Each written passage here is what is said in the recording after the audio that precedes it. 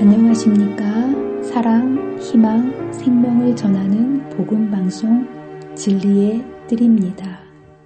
성도 여러분 안녕하십니까? 이 가사 하나하나가 정말 마음속에 깊이 울립니다. 원래는 좁은 길을 걸으면서는 기쁠 수가 없죠. 근데 여기 보면 좁은 길을 걸으며 밤낮 기뻐하는 것. 왜 그럴 수 있다고요?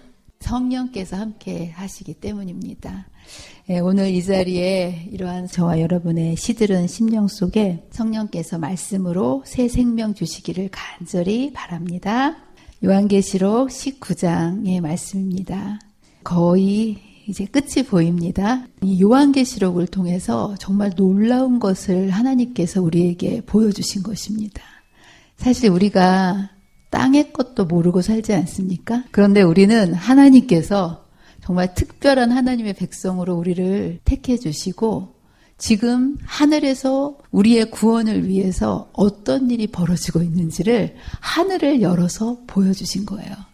그리고 우리가 이 땅에서 살아가면서 죄로 인해서 이 사단이 우리를 계속해서 공격하지만 하나님께서 어떻게 하나님의 백성을 인도하실 것인지를 끝을 알고 반드시 어떻게 승리를 이끌어 가실지에 대한 것을 예언을 통해서 다 보여주신 그것을 우리가 이제 걸어가고 있습니다. 그래서 요한계시록은 좀 특이한 구조로 되어 있어요. 이 땅에서 벌어지는 선악간의 대쟁투를 묘사하고 있지만 중간중간에 하늘을 열어서 이 땅에 있는 사람들을 어떻게 응원하고 있는지, 이 땅에서 구원받은 성도들이 하늘에 가서 어떻게 할 것인지를 보여주시면서 우리에게 힘내라 이렇게 이제 응원하시면서 하늘을 보여주신다는 거. 그래서 오늘 공부할 19장도요.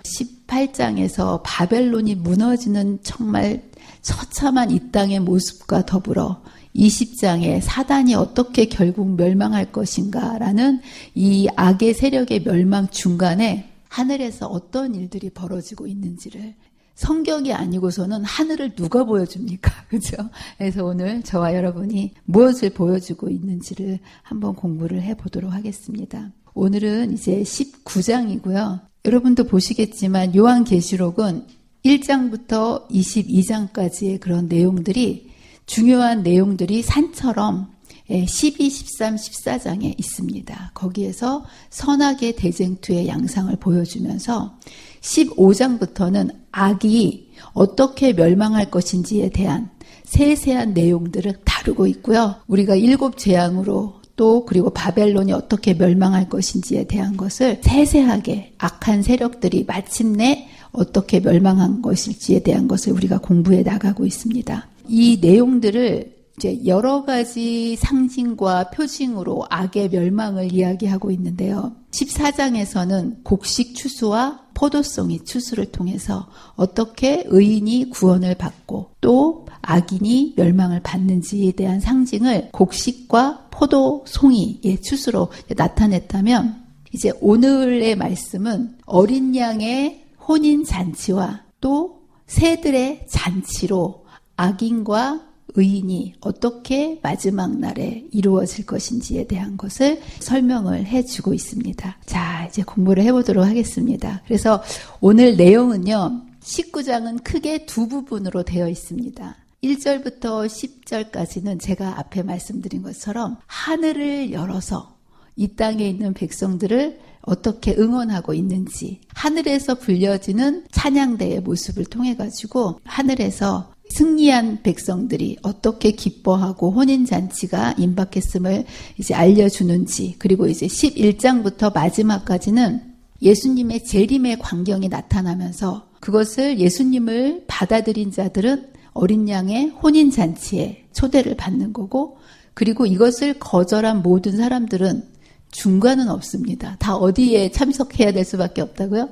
새들의 잔치. 포도송이의 그 심판하면은 왠지 곡식과 포도송이 중에 포도송이 더 좋다 이렇게 얘기하신 분이 있는데 정반대입니다. 마찬가지로 이 새들의 잔치에 참석하는 것은 이제 악인들의 멸망의 잔치이기 때문에 어떤 잔치가 펼쳐지는지 이제 우리가 공부를 해보도록 하겠습니다. 먼저 하늘의 찬양인데요. 하늘에서 찬양이 울려 퍼집니다.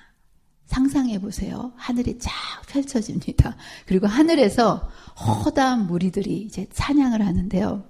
어저께 우리 어르신들 효잔치 했잖아요. 다들 너무너무 즐겁고 너무너무 재밌었다고 이제 다들 그렇게 얘기해 주시는데, 이게 정말 순서를 앞에서 너무 잘 해주셨는데, 앞에서 아무리 순서를 잘해도요, 참석하시는 분들이 맹숭맹숭하면 재미가 없거든요. 근데 참석하시는 분들도 얼마나 적극적으로 참석을 하셨는지 몰라요. 그리고 제가 깜짝 놀란 건 뭐냐면, 그 한 어르신이 정말 신명나게 우리 옛날 운동회에서 이렇게 막 나와서 응원하는 것처럼요, 응원을 하시더라고요. 빅토리를 외치면서 응원을 하시는데, 그래서 그 반이 이긴 것 같아요. 막 얼마나 그냥 목에 핏대를 세우시고 막 주먹을 불꽃 쥐시고 막 왔다 갔다 하시면서 응원을 하시는데, 결국 거기가 아주 압도적인 점수차로 이겼어요. 그런 것처럼 하늘에서도 우리를 위해서 응원가가 펼쳐집니다. 여러분들은 듣지 못하고 보지 못하지만, 이제 하늘에서 선악간의 대쟁투가 치열하면 치열할수록 하나님의 백성들로 하여금 이 끝까지 이 선악의 대쟁투에서 승리의 편에 설 수 있도록 응원가가 펼쳐지는데, 오늘 그 말씀을 여기에서 이제 우리가 볼 수가 있습니다. 여기 보면 이제 하늘에 허다한 무리가 이렇게 있습니다. 허다한 무리. 그래서 이제 이 하늘의 모습이 왜 중간에 이렇게 끼어들까요? 이 땅에서 예언을 쭉 펼쳐 보이시면서 중간중간, 이게 이제 계시록에서의 하나의 특별한 문체인데요. 이것은 제가 말씀드린 것처럼 어떠한 긴장감, 계속 멸망과 이런 것들이 있으면 좀 긴장이 되고 처참하지 않습니까? 그 중간중간 하늘의 모습을 보여주면서 하나님의 백성들에게 숨통을 틔우게 하는 이런 긴장감을 완화함과 동시에, 이 땅에서 선악간의 싸움을 싸울 때 인간의 눈에 보기에는, 현실로 보기에는 악의 편이 이길 것 같을까요? 선의 편이 이길 것 같을까요? 악의 세력이 어마어마합니다. 우리는 너무 약한 것 같고, 하나님의 백성은 그렇지 않습니까? 그런데 이렇게 하늘을 열어 보여주시면서 하나님께서는 이 땅에서 악의 세력이 아무리 강하고 정말 하나님의 백성들을 다 집어삼킬 것처럼 보인다 할지라도, 하늘에서 이 모든 것을 하나님은 알고 계시고 결국은 하나님께서 이 모든 것을 갚아주실 것이라는 확증과 보증의 약속을 보여주시면서 우리를 응원을 하면서, 응원가를 불러주시면서 힘내라, 걱정하지 말아라, 이 싸움은 이긴 싸움이다 라고 하늘에서 찬양으로 우리에게 응원을 해주는 거라는 거. 여러분, 이거를 꼭 마음의 눈을 열고 듣게 되시기를 바랍니다. 여기서 허다한 무리가 있는데, 이 허다한 무리는 누굴까요? 다 모여가지고 하도 많으니까 숫자를 못 세고 허다한 무리라고 얘기합니다. 지금 이 마지막 전쟁에 있어서 이러한 허다한 무리들이 이렇게 찬양을 부리고 있는데, 이 허다한 무리들은 결국 하늘의 모든 거민들과 천군 천사들뿐 아니라 이 땅에서 승리할 백성들이 하늘에 가서 이 노래를 부를 거라는 것을 여기에서 우리에게 확신시켜주고 계십니다. 저와 여러분도 이 찬양대에 꼭 들어가게 되시기를 간절히 바랍니다.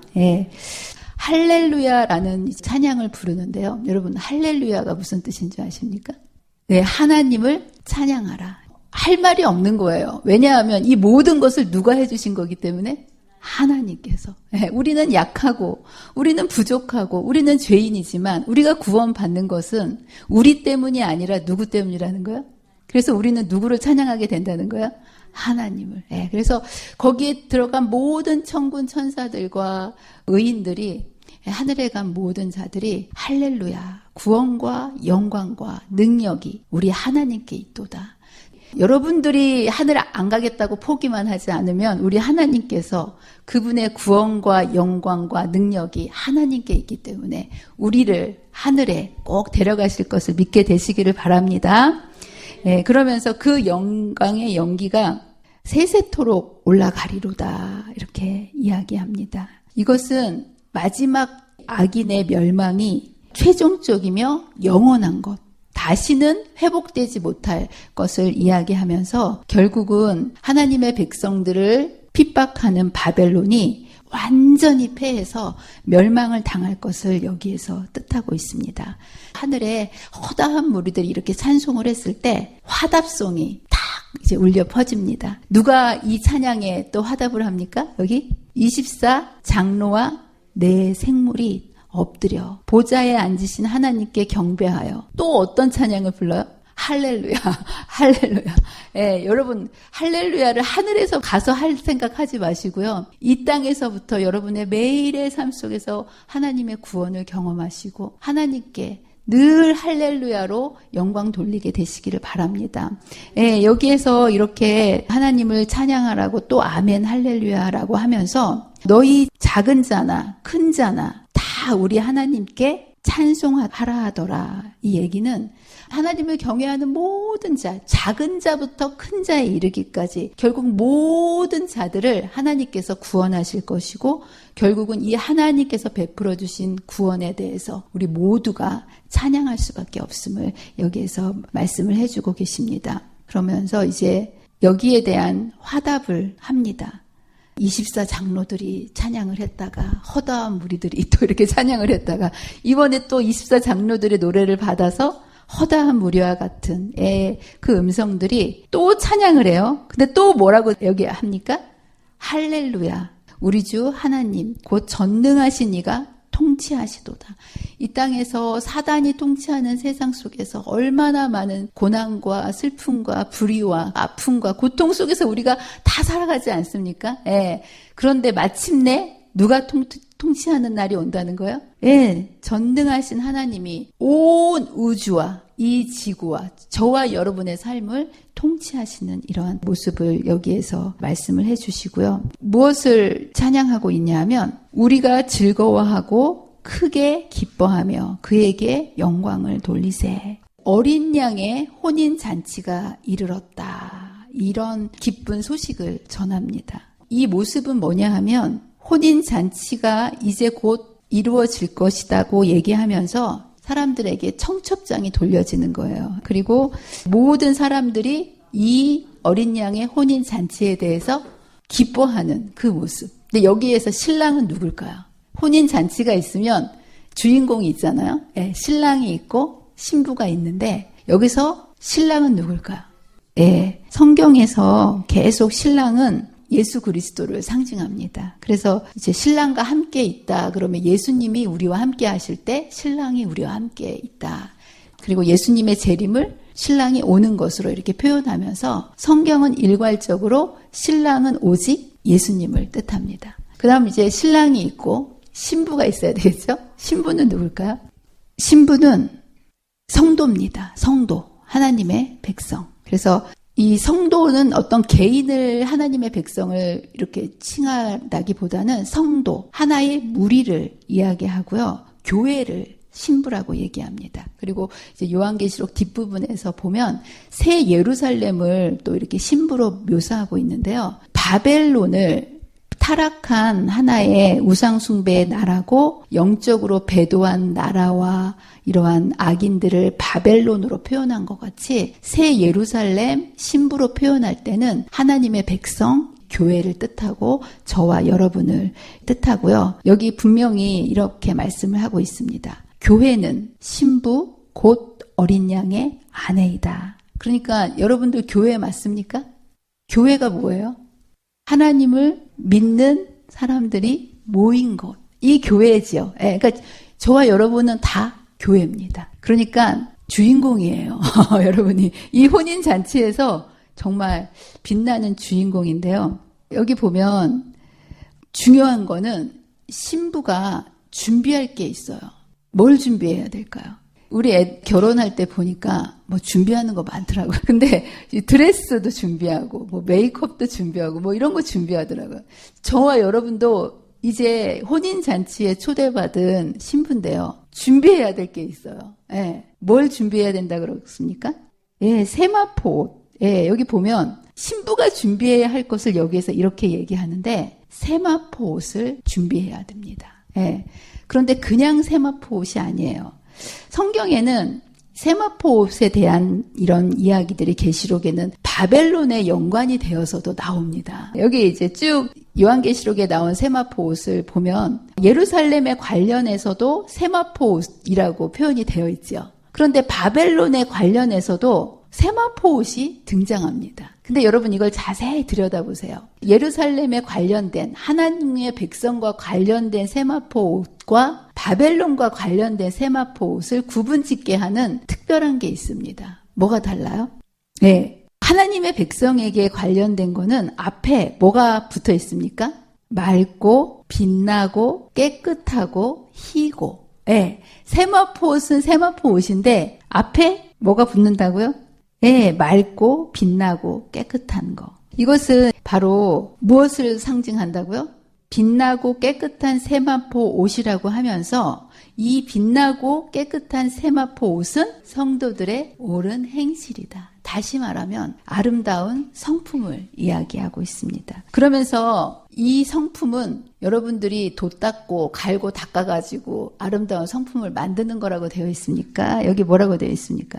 주님께서 그에게 빛나고 깨끗한 세마포 옷을 입도록 허락하셨다. 이거 누가 주시는 옷입니까?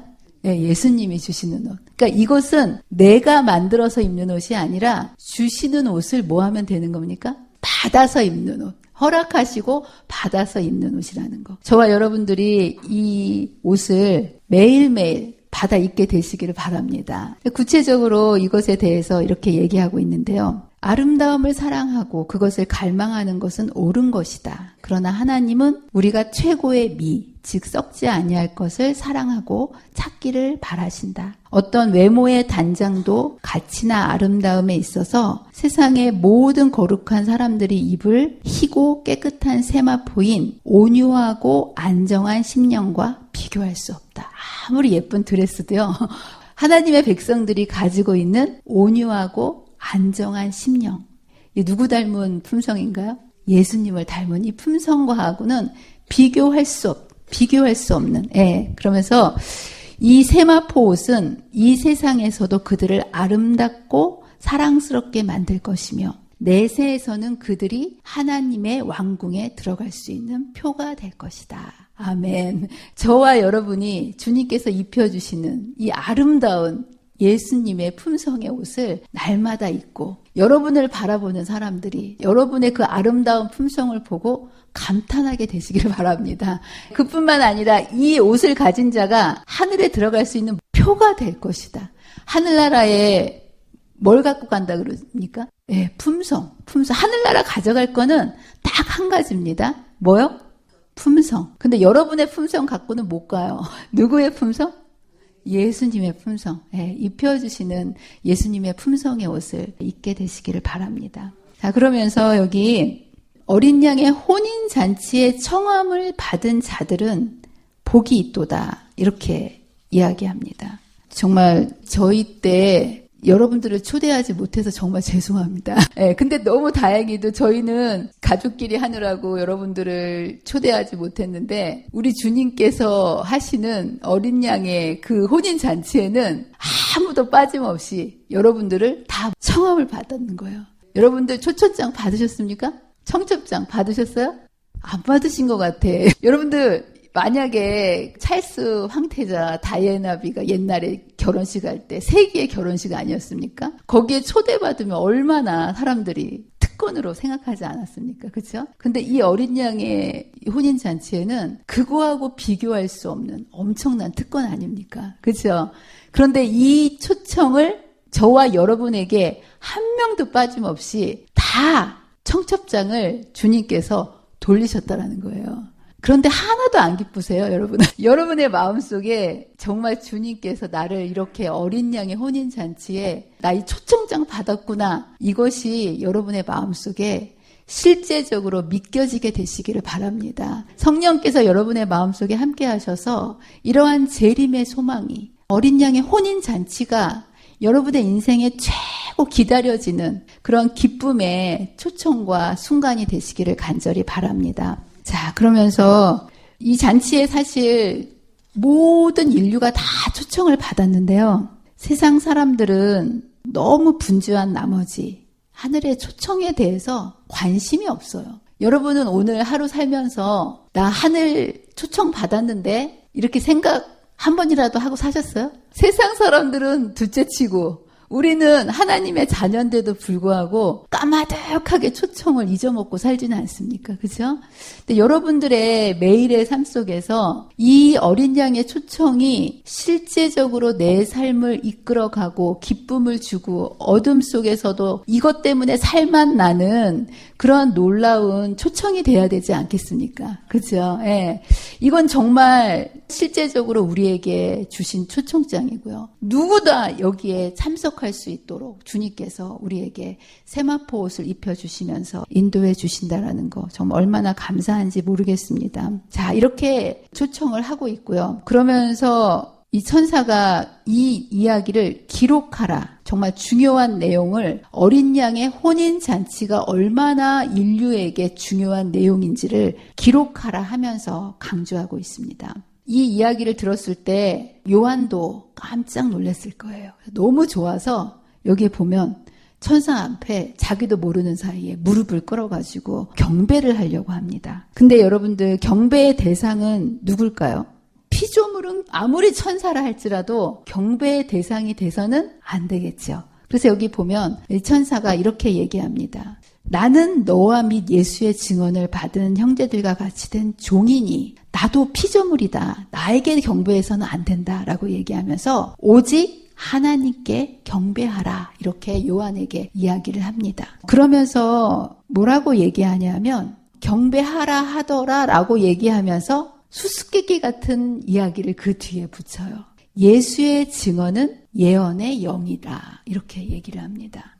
앞에 문장하고 뒤에 문장하고 이어집니까? 잘 안 이어지는 것 같죠? 근데 왜 이 이야기를 예수의 증언은 예언의 영이다 라고 말씀하셨냐면 여기에 혼인잔치에 참여할 하나님의 백성의 정체성은 이거다라는 것을 여기에서 알려주는 거예요. 그러니까 혼인잔치에 누가 참석한다고요?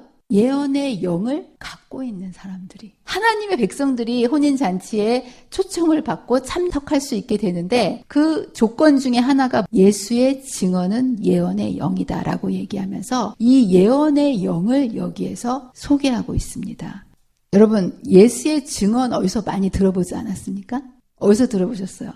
요한계시록 12장 17절에 보면 여기에 보면 하나님의 백성의 특성을 계시록에 이렇게 얘기했죠. 하나님의 남은 자손이라고 얘기하면서 남은 자손의 특징이 두 가지였죠. 하나는 뭐예요? 하나님의 계명을 지키는 것과 예수의 증거. 이 두 가지가 하나님의 백성의 정체성입니다. 그런데 아까 여기서 예수의 증거는 예언의 영이다. 이 수수께끼 같은 이 얘기는 도대체 뭘까요? 예수의 증언과 예언의 영은 같은 건데 여러분 이건 도대체 무엇을 의미할까요? 여기에 보면 The Spirit of Prophecy라고 이제 영어로 이것을 설명을 해주고 있습니다. 이것은 뭐냐면 예언의 영, 예언의 영. 하나님의 백성들은 하나님의 말씀을 따라 삶과 동시에 스피릿이 뭡니까? 성령이에요. 성령. 성령의 인도하심을 받는 사람들을 의미합니다.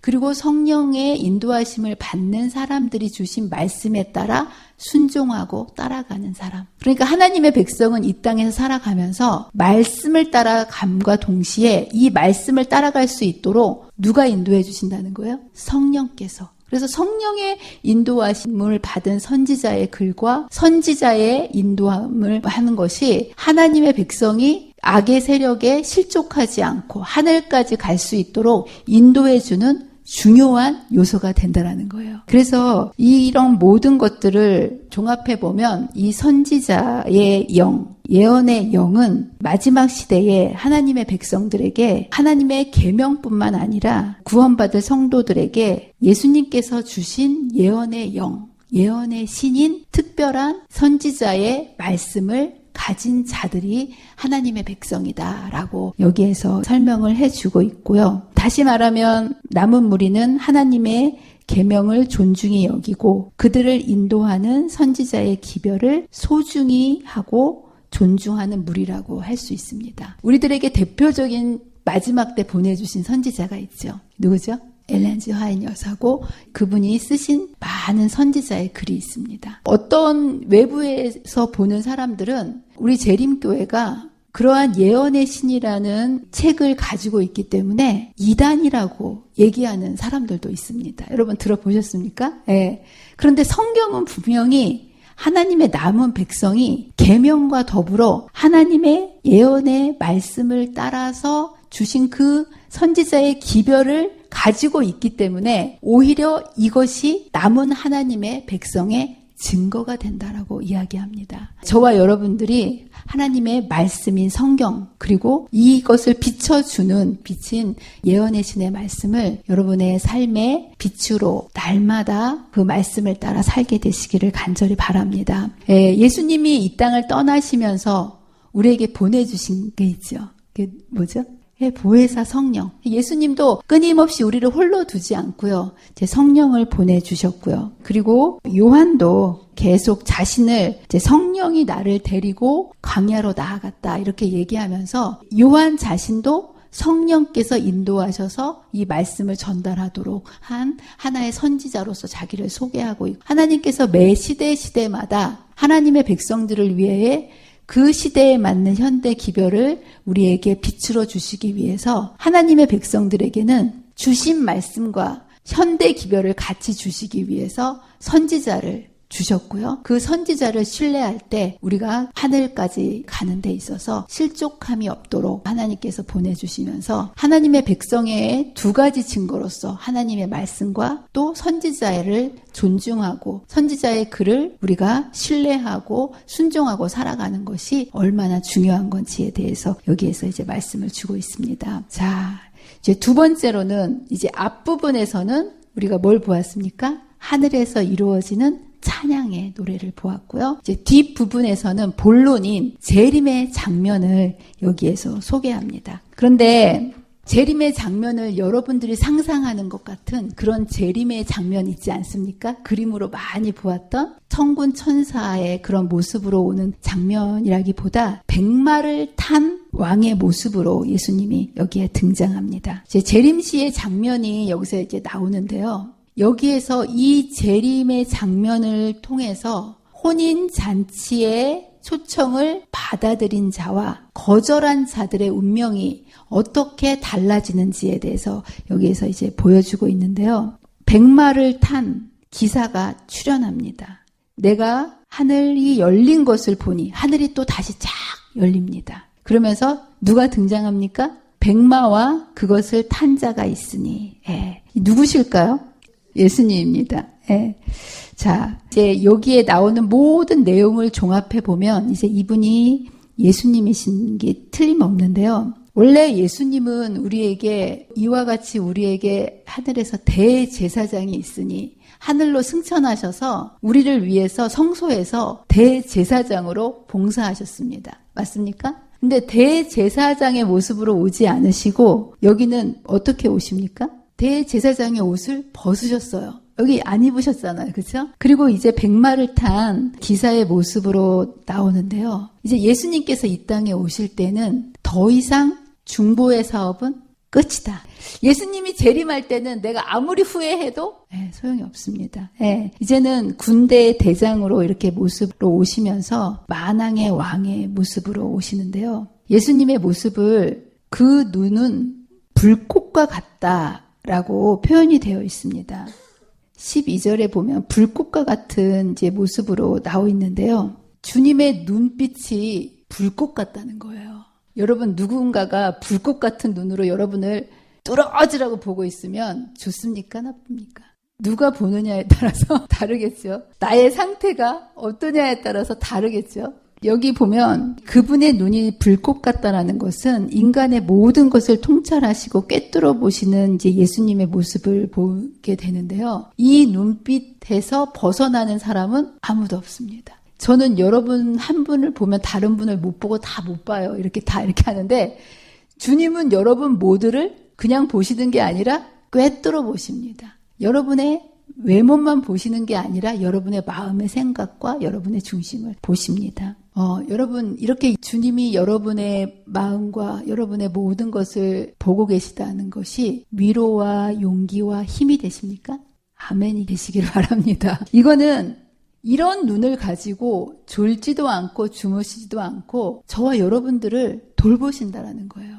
두려워할 게 없죠. 무서워할 게 없죠. 그렇죠? 예, 정말 이 말씀을 통해서 주의 종들은 힘과 용기를 얻을 겁니다. 예. 그런데 또 이게 양면의 칼날같이 하나님을 거역하고 마음대로 사는 사람들에게는 어떨까요? 경고예요, 경고. CCTV가 여러분 계속 보고 찍고 있으면 함부로 못하잖아요. 예. 여러분 경찰이 나타났다. 그러면 죄 지은 사람은 어떤 마음이 들까요? 괜히 무섭죠. 경찰 나타나면. 안전벨트 안 하다가 경찰 나타나면 어떡해요? 뜨끔해갖고 이렇게 하잖아요. 그렇죠? 예. 죄 지은 사람은 경찰 나타나면 누가 뭐라지 않아도 불편합니다. 그런데 죄 안 지은 사람은 어때요? 경찰 나타나면 좋은 거예요. 우리를 보호해주고 또 안전하게 안내해주고 든든한 게 경찰이죠. 마찬가지예요. 하나님을 정말 사랑하고 그분을 내 개인의 구주로 모시고 그분 하나님의 종들에게는 이러한 불꽃 같은 눈을 가지고 바라보시는 우리 주님이 정말 정말 힘이 되고 든든한 그러한 모습이고 그렇지 않은 사람들에게는 두려움. 근데 사실 주님은 이렇게 저와 여러분을 한순간도 빠짐없이 이 순간에도 여러분을 보고 계십니다.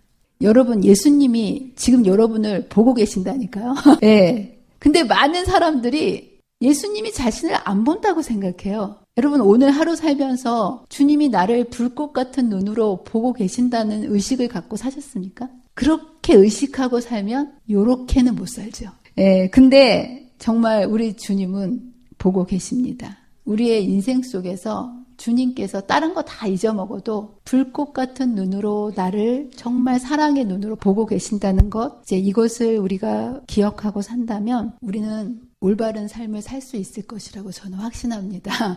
예, 우리가 정말 하나님의 앞에서 사는 것처럼 하나님의 뜻대로 우리가 순종하고 살아간다면 어떤 어려움과 고통과 시험이 와도 두렵거나 염려가 없어지겠죠. 예. 그리고 악을 행할 수도 없겠지요.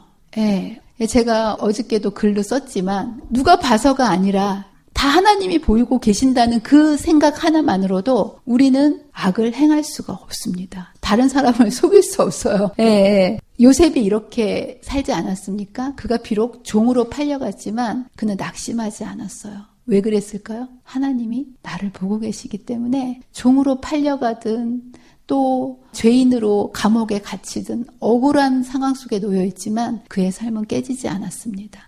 그는 주님께서 나를 보고 계신다. 이거를 믿었기 때문이에요. 또 그 모디발의 아내가 유혹했을 때 그가 뭐라고 얘기했습니까?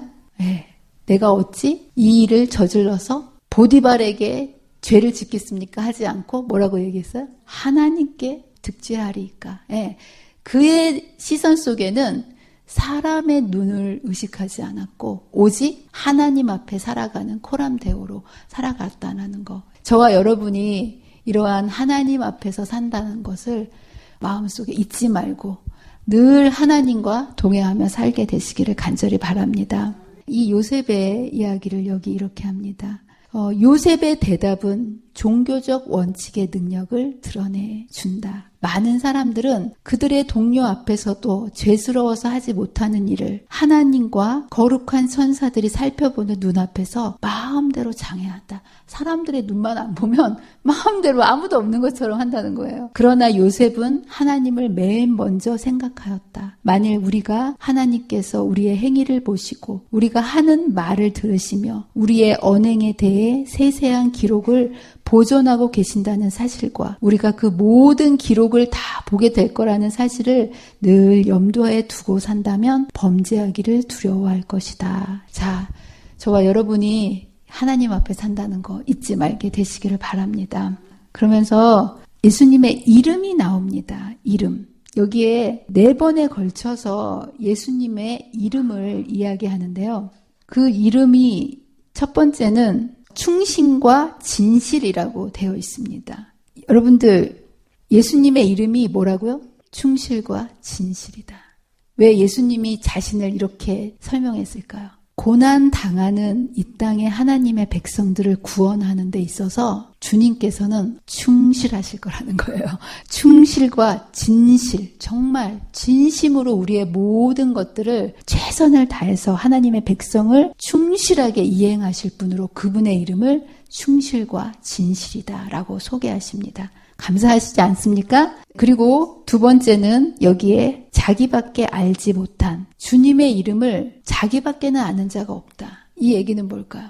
오묘라는 거예요. 우리가 다 주님을 알 수 있습니까? 다 알 수 없기 때문에 주님이시죠. 그분은 정말 신비지만 세 번째로 우리에게 그분을 알 수 있는 방법을 알려주시는데 여기에 보면 13절에 보면 자신을 뭐라고 소개합니까? 하나님의 말씀이다. 그분은 오묘지만 우리가 이 땅에 사는 날 동안 그분을 매일매일 알아갈 수 있는 거예요. 뭐를 통해서 알아갈 수 있습니까? 말씀입니다. 자신을 주님께서 요한복음에 보면 태초에 말씀이 계시니라. 예수님 이퀄 말씀이다. 여러분이 예수님을 정말 알고 싶고 예수님을 닮아가고 싶다면 어떻게 해야 될까요? 말씀. 그래서 이 말씀을 통해서 저와 여러분들이 더 깊이 주님을 알게 되시기를 바랍니다. 이 분이 바로 누구다? 만왕의 왕이요 만주의 주다. 자, 이렇게 자신을 소개하고 있고요. 두 번째로 새들의 잔치, 이를 소개합니다. 예수님의 혼인잔치를 거절한 자들은 모두 다 새들의 잔치에 참석할 건데요. 잔치라고 해서 다 가시면 안 됩니다. 아무 잔치나 가시면 안 돼요. 여기는 새들의 잔치인데요. 이 천사가 공중에 나는 모든 새를 향하여 큰 음성으로 외쳐 이르되 와서 하나님의 큰 잔치에 모여 왕들의 살과 장군들의 살과 장사들의 살과 말들과 그 탄자들의 살과 자유인들이나 종들이나 작은 자나 큰 자나 모든 자의 살을 먹으라 하더라. 이 사진 보이시죠? 무슨 새예요? 독수리, 까마귀, 온갖 새들이 마지막 날에 혼인잔치에 거절한 남은 모든 악인들이 이제 어떻게 될 것인지에 대한 말씀이 나와 있고요. 여기에 보면 짐승과 땅의 임금들, 거짓 선지자들, 이제 이러한 자들이 결국은 마지막 새들의 잔치와 재림 직전에 데리러 오시는 예수님에 대해서 대항하는 그 전쟁을 아마겟돈 전쟁이라고 하지 않습니까? 예수님과 싸우기 위하여 온 세상이 집결하여 나왔던 그 전쟁에 있어서 그들이 결코 왕으로 오시는 예수님을 이기지 못하고 여기에 보면 그들의 최후의 모습이 이렇게 될 것이다 라고 묘사를 하고 있습니다. 여기에서 짐승은 누굴까요? 우리가 계속 공부했죠? 짐승은 누굴까요? 악의 물인데 특별히 우리가 요한계시록 끝에서 배웠죠? 짐승은 하나님의 백성을 핍박하고 진리를 왜곡시키는 대표, 교황권을 이야기합니다. 여기 보면 콕 집어서 그 교황권이 마지막 날에 잡힌다고 되어 있습니다. 여러분, 지금 교황이 죽고 이제 새로운 교황을 세우기 위해서 온 세계가 어디에 집중되어 있습니까? 로마에. 여러분, 정말 대단하지 않습니까? 그 종교적인 그 세력을 그 교황이 죽는 그 추모의 행렬과 모든 세계의 정상들이 다 모여드는 거 보세요. 그죠? 어마어마한 세력을 가지고 이 세상을 지배하는 교황의 모습을 우리는 요즘에 너무너무 실감나게 보게 됩니다. 이 세상을 엄청난 힘을 가지고 다스리는 그 교황의 세력이 그런데 성경은 최후가 어떻게 된다고 이야기합니까? 잡히겠다라고 얘기합니다. 그리고 그 뒤에서 교황의 세력을 지지하고 도와주는 거짓 선지자들. 여기 있죠? 이 세력은 뭘까요? 이 세력은 어떤 세력을 얘기합니까? 미국을 중심으로 한 타락한 개신교의 세력이 또 이 교황권을 지지해서 남은 마지막 백성들을 핍박할 것이다 라고 성경은 이야기하고 있는데요. 이 엄청난 두 하나님을 핍박하는 이 두 세력이 마지막 때 예수님께서 재림하실 때 이 두 세력이 짐승의 표를 받고 그의 우상에게 경배하는 자들을 표적으로 마지막 때 미혹하는 그런 일이 있을 건데 이 둘이 산채로 유황불 붙는 못에 던져진다라고 이야기를 합니다. 사람들이 유황불이 나타났으니까 1000년 후에 있을 그게 아닌가라고 얘기하지만 그때도 물론 1000년 후에도 이 땅이 유황불로 다 태워질 것이지만 예수님의 재림이 있을 때 특별히 이 두 세력, 짐승과 거짓 선지자가 예수님의 오실 때 이 둘이 이 하나님의 백성들을 핍박하고 온 세상을 미혹했던 이 중심 세력들이 결국은 이러한 결말을 맞이할 거다라고 성경은 이야기하고 있고요. 그 나머지에 있는 미혹당한 사람들은 어떻게 될까요? 그들도 역시 예수님의 재림 때 다 죽게 되는 모습을 보게 됩니다. 자, 그러면 여기 아까 얘기했던 개신교와 천주교 이 다 죽었죠. 근데 사단의 3중 세력은 누가 있습니까? 용이 있죠. 용은 어떻게 될까요? 여기에 앞에서는 예수님 재림하실 때 두 세력만 심판을 받습니다. 짐승과 거짓 선지자. 이 용은 언제 심판을 받을까요? 이제 다음 시간에.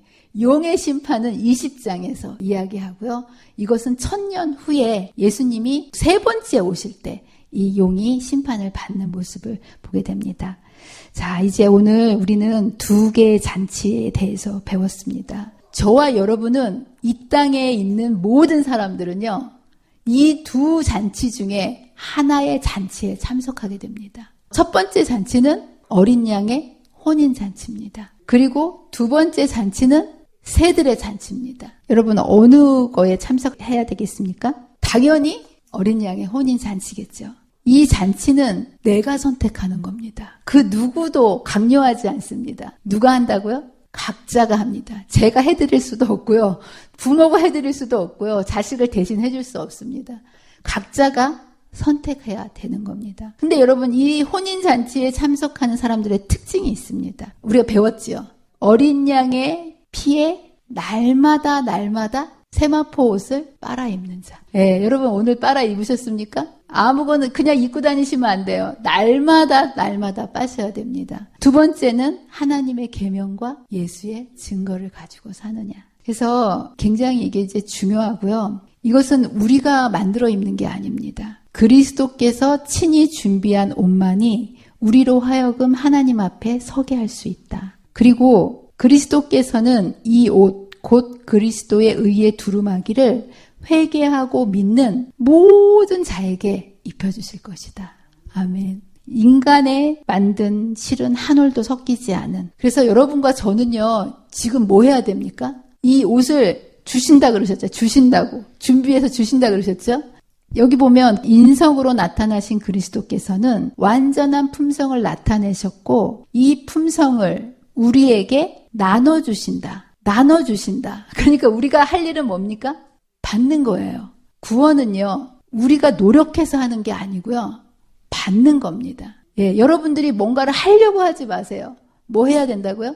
받으세요. 예, 달라고 그러시고 주신다고 하셨으니까 저와 여러분이 이 입혀주시는 예수님의 의의 옷을 날마다 사모하시고 달라고 하시고 받고 입고 사게 되시기를 간절히 바랍니다. 그리고 이 옷을 입고 한 번 입고 계속 입으시면 안 돼요.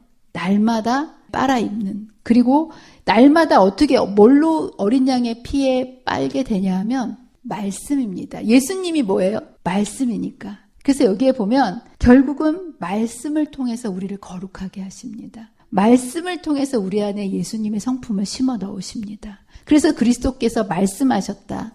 인자의 살을 먹지 아니하고 인자의 피를 마시지 아니하면 너희 속에 생명이 없느니라. 내 살을 먹고 내 피를 마시는 자는 영생을 가졌고, 여러분들이 이 말씀을 딱 가지면 그 말씀이 영생입니다. 내가 마지막 날에 우리가 영생하는 거는 그 말씀이 우리 속에 있기 때문인 거예요. 마지막 날에 내가 그를 다시 살리리니 내 살은 참된 양식이요 내 피는 참된 음료로다. 내 살을 먹고 내 피를 마시는 자는 내 안에 거하고 나도 그 안에 거하나니 살아계신 아버지께서 나를 보내심에 내가 아버지로 인하여 사는 것 같이 나를 먹는 그 사람도 나로 인하여 살리라. 여러분 날마다 말씀을 먹고 살아야 되지 않겠습니까? 그렇죠? 예. 그런데 이거를 그냥 읽는 거, 그냥 형식적으로 읽는 이걸 얘기하는 게 아니에요. 여기 보면 말씀과 교리로 활동하고 있는 다들 중에 몇 사람이나 그리스도의 살을 먹으며 그분의 피를 마시고 있는가? 몇 사람이나 이 신비를 이해할 수 있는가? 정말 그 말씀이 내 삶 속에서 피와 살로서 나를 변화시키고 내 안에 있는 죄를 없애는 이러한 살아있고 능력 있는 말씀으로 경험하며 사는 사람이 도대체 몇 명인가? 이걸 질문하는 거예요. 그러면서 하나님의 말씀은 그 말씀을 믿는 자들의 실제적인 성품과 함께 짜여져야 한다. 말씀 따로 삶 따로가 아니라 그 말씀이 내 삶에 적용되어져야 된다는 걸 얘기하는 겁니다. 살아있는 유일한 믿음은 진리를 받아들이고 그것과 동화되어 생명의 한 부분이 되고 생애와 행동의 동기가 되게 하는 믿음이다. 예수님은 말씀으로 사셨습니다. 그분 자체가 뭐였어요? 말씀. 그분의 삶 자체가 말씀이셨다는 거예요. 우리도 그 말씀이 삶으로 사라져야 된다는 거. 예수님은 하나님의 말씀으로 불리어진다. 그분은 아버지의 율법을 받아들이시고 그 원칙을 당신의 생애에 실천하시고 그 정신을 나타내시고 그 마음속에 있는 그 은혜로운 능력을 보여주셨다. 저와 여러분들이 이 예수님을 여러분의 마음속에 말씀으로 꼭 붙잡으시고 성령의 인도하심을 따라 말씀이 삶으로 능력으로 경험되어지는 삶을 날마다 살아가시는 저와 여러분이 되시기를 간절히 바라면서 말씀을 마치도록 하겠습니다. 기도하겠습니다. 사랑과 은혜가 많으신 하나님 아버지, 오늘도 계시록의 말씀을 통하여 하늘을 열어 우리에게 보여주시니 감사합니다. 비록 우리가 이 땅에서 연약하고 죄악에 치여 살아갈 수밖에 없지만 불꽃과 같은 눈으로 당신의 백성들을 바라보시며 우리를 붙드시고 우리를 인도하시며 우리를 도와주실 예수 그리스도를 바라볼 수 있도록 도와주시니 감사합니다. 주님, 우리의 눈이 이 땅에 있지 않게 해주시고 우리를 향해 초청해 주신 어린 양의 혼인잔치가 우리의 마음속에 가장 큰 소망이 되게 하시며 이것을 위하여 날마다 주님의 재림을 소망하며 준비하고 살아가는 복된 백성으로 살다가 주님께서 입혀주시는 그 아름다운 깨끗한 세마포 옷을 통하여 이 땅의 빛과 소금으로 주님의 혼인잔치를 널리 알리며 살다가 주님 오시는 그날 기쁨으로 주님을 맞이할 수 있는 우리 모두가 되도록 저희와 함께 해주시기를 사랑이 많으신 예수님의 이름으로 간절히 기도합니다.